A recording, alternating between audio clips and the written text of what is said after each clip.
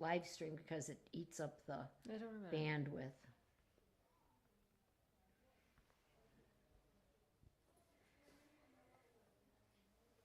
Yeah, you're 2 p.m. with Leslie. Leslie, okay. I haven't even made it to my table yet. I need to do some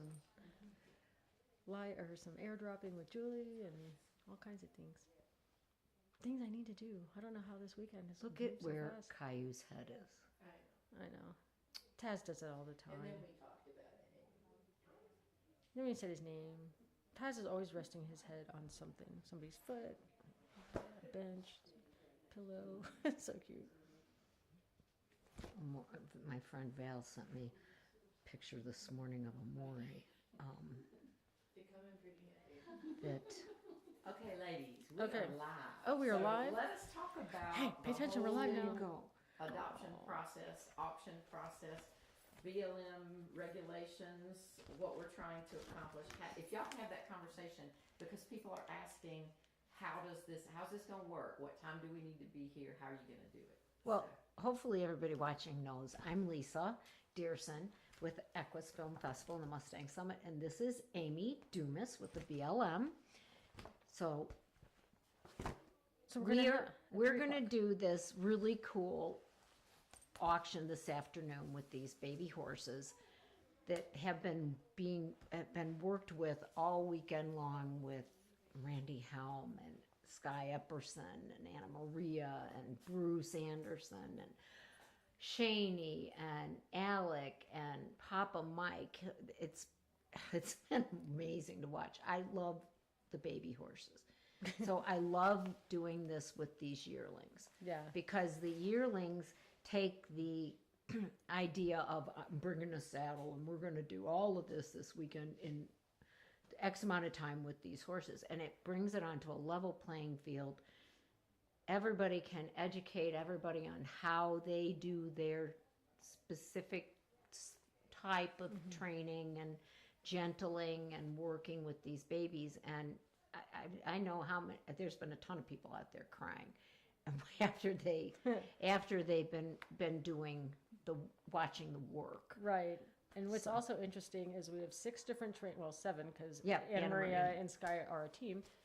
And there's 6 different ways of doing this Yes. out there. They all have a different way of doing things. And so if you are watching any of this, and watch and learn, because you may learn something completely different because this guy does it differently than this guy, but that might work. And for something me. new to put Yeah. in your toolkit. Exactly.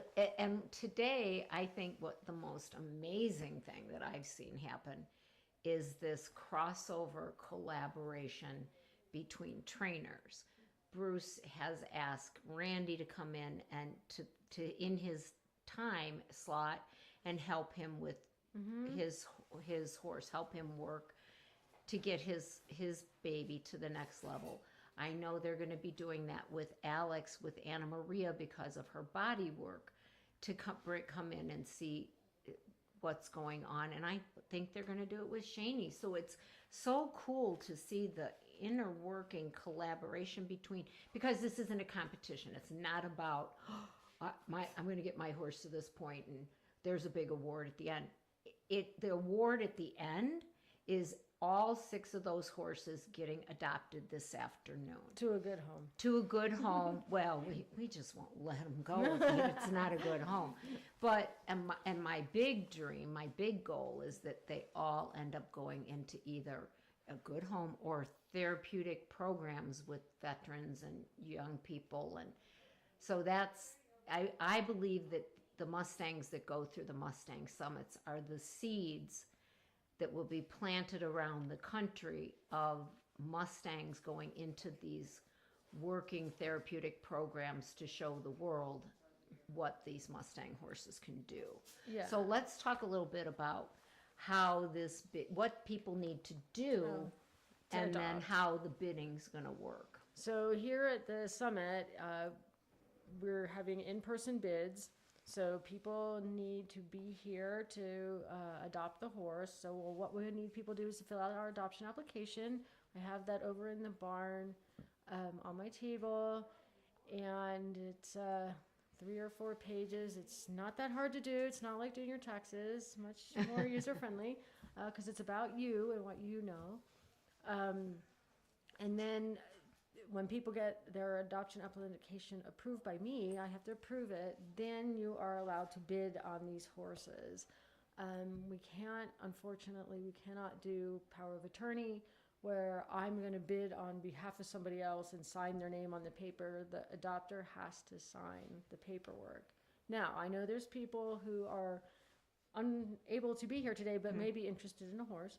So in that case, you could make arrangements with somebody to bid on your behalf and adopt on your behalf. And then we can do what's called a reassignment, which is where the person who, and this happens in, not just in, this doesn't usually happen in a situation like this. It usually happens after somebody's brought a horse home or a burro home, and for some reason they decide they don't want to do this anymore. Their life changes. There's a million reasons.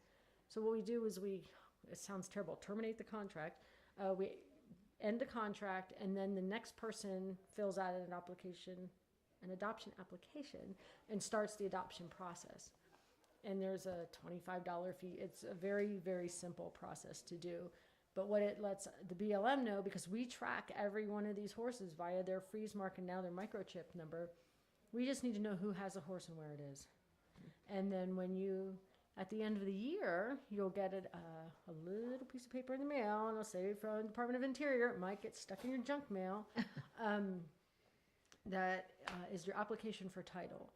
And then after that first year, you get your veterinarian, for example, or BLM employee, for example, to sign off on that application for title. You mail it back to the BLM, and then we'll send you a certificate of title, and then which conveys ownership of the horse from BLM to you. Now, for those of you out there who are like, oh my God, I have to have the vet out, you don't have to do it immediately, but don't have the vet come out and pay for a farm call just to sign off on that. Yes. You will get 3 of them in the mail because it's an automatic process. They send out 3 of those title applications. But whenever the vet comes out next for vaccines or whatever, then you can send that. And they read the microchip. They'll make sure that you provided proper care for that animal, that its hooves are in good shape, that the animal's in good body condition, things like that. Right.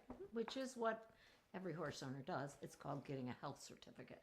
So, like, it's not a big deal. The cool thing is we've kind of decided on the way we're going to do the auction. So we'll have the You want to do cards, a silent bid. auction Do a to silent bid. begin with, and we're going to now. The BLM has a $125 adoption fee. That will be our starting. That's where they normally start at. And so what we're going to do is we're going to suggest to our bidders that they start at our bidding suggested place will be $500, because we want to make sure that people who are adopting know what they're getting, know that these horses that they really want. I really want committed adopters. And so we'll suggest that might be, because then it goes to the money goes to the BLM. It does not go to the Therapeutic Riding Center. It doesn't go anywhere. It goes to help the rest of the horses that are in holding. Yeah. So, but the goal is to get these 6 horses adopted, and we have the ability with some of the trainers that we have here, that even if someone wants to be part of a horse's story, a Mustang story, like Julianne is putting together the Mustang stories, Lisanne has a program she's working on getting going, a therapeutic riding program. There's ways that you can be a part of this Mustang's life and help support this Mustang in the therapy programs and be part of it. So there's ways that if you can be involved in. Oh, absolutely. And so once we get to the point of maybe we'll do the adoption, we'll start at 3, we'll run till about 3:34, quarter to We'll 4, see. and then kind of roll it into a little bit of, hey, we've got 400, 500, 600 on this horse. Anybody for sure? Did you forget to come check your bid? Yeah, we're gonna make it You know interactive. how those silent auction tables are. You run like crazy to I see know. We don't want who any. did that. We don't want any injuries of people fighting over because it's like 3:30, 29, and it ends at 3:30. Not like Lynn did when we were in Westcliff, standing there with the, like, don't look at my bid. We won't have that.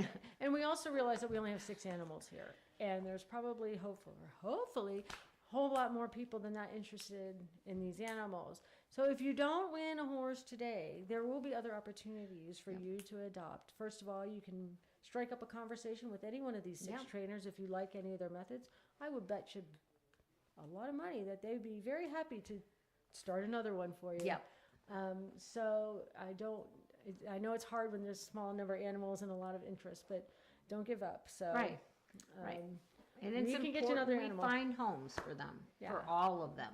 There's 60,000 of them waiting to go into homes. Yeah, There's a bunch. there's a bunch, a whole lot. There's a whole So, bunch. So, okay. anyhow. thank you, Yeah. Amy, for spending a little time with me. Oh, absolutely. Tell Always us- a pleasure. Always a pleasure. And Well, thank you for putting this on. I mean, the BLM is always looking for people to help spread the joy of these wild horses and burros. And so every person who helps show us the world what great animals we have here, I can't even tell you how appreciative I am on We behalf have of BLM for we you. have right now a minimum in the coming year of 4 to 5 summits already scheduled. Oh, great. So our next big one will be at Rocky Mountain Horse Expo, but And that's in Denver, folks. in Denver. But we will be in Southern California. Oh, I didn't want to surprise you with that one. Oh, geez. I Let's know. talk.